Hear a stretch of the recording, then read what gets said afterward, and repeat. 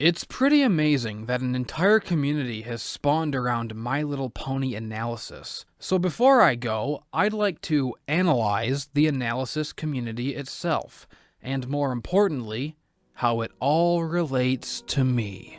My subscriber count has always been pretty low compared to my contemporaries, but that's deceptive, because while not a lot of people know about me, the truth is, everyone has seen my influence. There's a reason my circle of friends call themselves the Horseshoe Crew. I didn't give them that name. I didn't even suggest it. They started calling themselves that. That should give you an idea of my place in the hearts and minds of your favorite creators. Other channels might have bigger audiences, but any one of them who's honest will point to me as the guy, because they know I'm the best, and more than that, they know how much they owe me. I said before that I'm a Satan guy, but make no mistake, these guys here, they're all Jesse Wood guys. Let's start with Digibro, who himself doesn't get enough credit for popularizing an entire genre of entertainment and creating the analysis community out of nothing.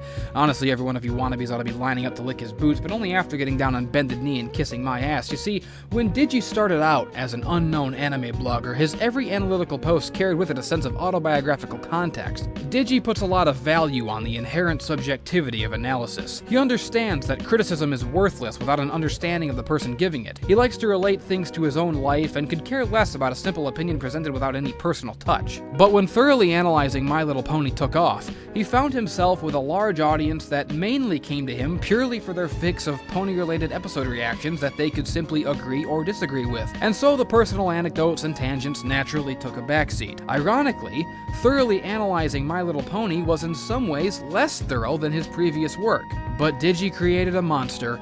Before long, there were literally hundreds of week-to-week Pony in the Corner recap shows, hyperbolically attaching themselves to the analysis label, and all of them just regurgitating the same paper-thin ideas, with little to no real analysis to speak of. The analysis label became little more than a shorthand for what were not even reviews so much as reactions, and the Brony community ate that shit up because they don't actually want in-depth analysis so much as they want simple opinions to reaffirm their own by agreeing or disagreeing, peppered with random humor and cutaway gags. And as the waters of analytical media in this community became further and further polluted and the meaning of analysis itself more and more diluted, Digi was quick to notice the growing irrelevancy and futility of actually trying to say something intelligent within a community that would be just as, if not more, content to simply nod their heads to a chorus of mouth-breathing sycophants. And so, growing bored of the video style he himself had pioneered, he was content to leave it in the hands of the bandwagon-jumping simpletons who had sprung up and rapidly multiplied in his wake. It was at this point Digi decided to take what had been a massively successful formula in a new and more interesting personal direction, relating the episodes to his own life and making an effort to connect with the audience, as opposed to just offering opinions for people to mindlessly complain about. The difference between thoroughly analyzing and the Season 4 diaries represents a pretty bold shift in styles. It takes a lot of guts for someone with a successful formula and an audience that demands adherence to said formula to break away from his own box and take a risk like that. Gee, it's almost as if he had become friends with someone who's known for writing reviews with that kind of personal, emotional fearlessness and connecting with the audience on a deeper level.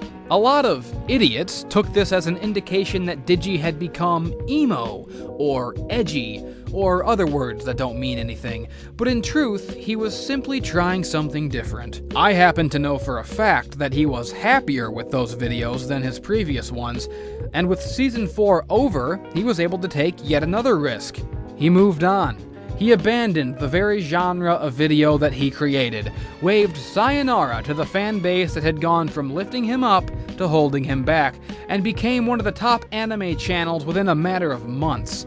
Fact is, bronies, the man who started your little analysis community, and who you all love to take your little jabs and pot shots at, he has more creativity, intellect, professionalism, and artistic courage in his little finger than you chumps do in your whole bodies. And now, he has left you all in the dust on his path to bigger and better things. Now, I'm not going to take full credit for his decision to move on from this small niche community to one that's larger and that he's more passionate about, but I know that my friendship with him, my support of him, and my infectious sense of artistic confidence helped a great deal nudging him towards that decision. And then you have Give and Take. Give and Take started out making videos compiling other reviewers' thoughts on episodes before transitioning into his own reviews, which kept getting better and better until eventually starting Hypocrite, which is already one of the top video game review channels I've ever seen. This guy is too damn young to be so damn good, and you bet your ass I'd be a fan even if he wasn't my bona fide broski. Obviously, Gibbon was inspired to start his pony reviews by the likes of Digi, T-Bap, and I, and in fact, he once told me that the whole reason he got into it was to get our attention and be our little Azunyan. Yeah, I saw all those things and I thought you were really funny, and I kind of wanted to be a friend of yours.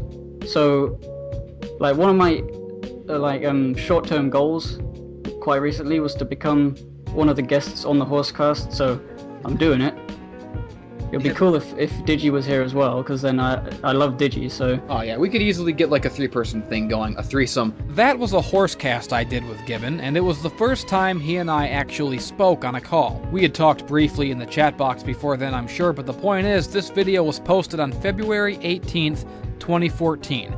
So let's just use that as a basic idea of when we became buddies. And by doing this, we now have a frame of reference to illustrate the following point, which is that like most people who come into contact with me, Gibbon Take's life and artistic growth can be summed up in 2 parts, pre and post. Here's an example of what Gibbon's videos were like before our little podcast. Rainbow Falls.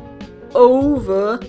Oh, wait, she does. That's not even a joke. Because this episode is nothing more than Discord having fun, and if you try to comprehend it all, you're just doing it wrong. I called it. I'm the best. I win. Give and Take wins. All praise be to me. Everybody worship me. I am the best. Better than the rest. Everybody loves me. Pretty good stuff, I gotta say.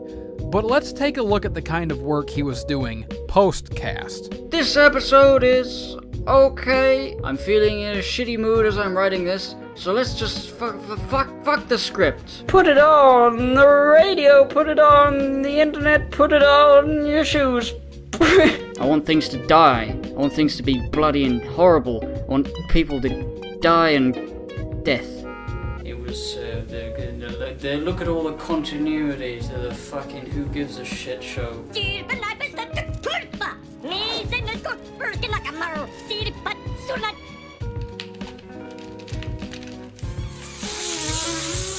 Fuck!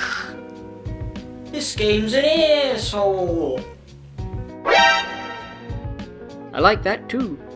I think it's true. I think I've been corrupted by Jesse.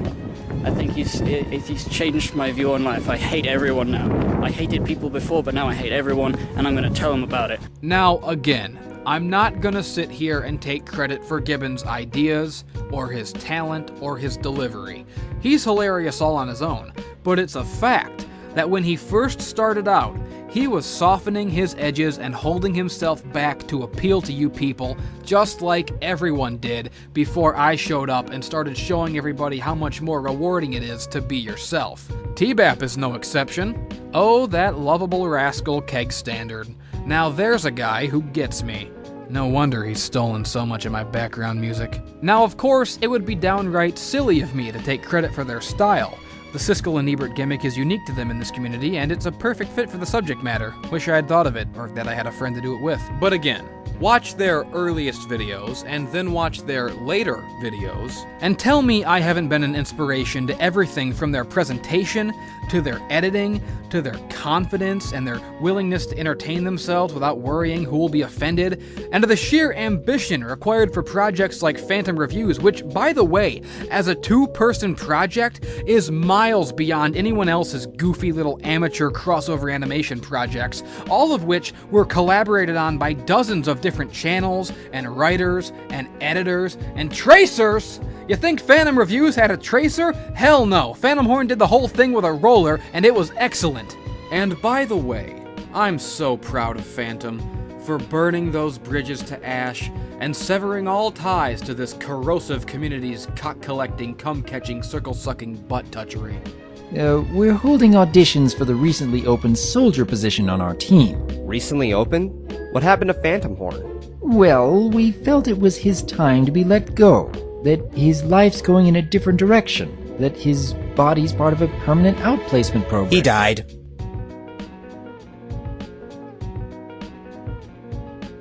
You know, it feels good to have helped contribute to so many raw talents stretching towards their potential like Michael Jordan's magic Space Jam arm.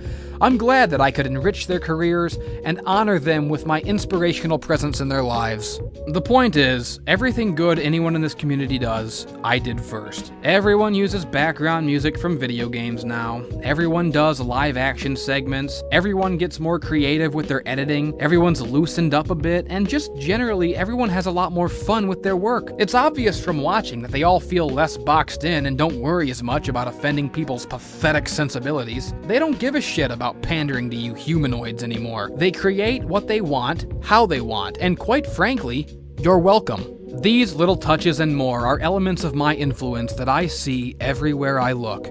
From production and technical details, high-concept skits, to the way people write their material, the language they use, the subject matter that they feel comfortable joking about, the performances of the on-screen personas, and attention to things like tone and mood and what emotions they want to be conveying or eliciting through their work, fourth wall breaking, meta-humor, parody. I didn't invent these things, but I am the first to put them all together in a stew the way I have, and certainly the first to do so within the medium of My Little Pony reviews. These are all things that were inspired and brought out by me. So whether they realize it or not, everyone's a Horseshoe guy. And if anyone's watching this video who doesn't like me, but does like any of the other guys I mentioned, well, guess what? You do like me. You just didn't know it. That's what it means to be influential, to make an impact. And that is exactly what I did. I broke down the walls and parameters that defined this goofy little bandwagon hobby called My Little Pony Analysis, and I injected it with a little bit of artistic merit. I showed you all that even the smallest, most irrelevant canvas can have something interesting painted on it. I proved that even something as inherently silly as weekly episodic reviews of a children's cartoon can be more than that. Just like Lauren Faust proved that the children's cartoon in question can be more than that. So even if you were turned off by me or my supposed attitude, or just found me disagreeable for whatever stupid reason you can rationalize to yourself, the fact is, I made everyone who listened to me better. I made all your favorite channels better. I made you better. Now, if you think I'm bringing all this up to sound bitter, or to stand on my hilltop and shake my fist at the heavens demanding to receive more credit for my contributions, you're missing the point. Because the truth is, Piglet, I come up here 'cause I'm happy. Proud. Do you know what I take pride in? The thing I do better than anyone else, well, besides everything that is, I elevate people. I inspire people. I bring out the best in people. That's what I do. I know it, you know it, they know it. That's why these brilliant, badass creators, geniuses in their own right, whose popularity dwarfs my own, nonetheless have named themselves after me. The Horseshoe Crew. You're goddamn right. This is the symbol of excellence. We represent the absolute best that this hellhole analysis community has to offer, and no one can deny that, because every single one of you is a fan of at least one of us. And if you're a fan of one of us, you're a fan of all of us, because everything they've borrowed from me is equal to what I've gained from them, because that's what happens when talented, ambitious, driven creators come together. Real creators. Not a bunch of wannabes and derivative hack J-brones in some massive community. I'm talking about true friends and legitimate artists who just so happen to be the real deal and constantly demand the best of each other and of themselves. The kind who won't settle for second place, who are always going to be better than they were the day before. Those are the kind of artists who get together and inspire each other to be better. That's what we've given to each other, that's what we've given to you, and that's what I've given to all of you, and that's why you're gonna love me whether you like it or not.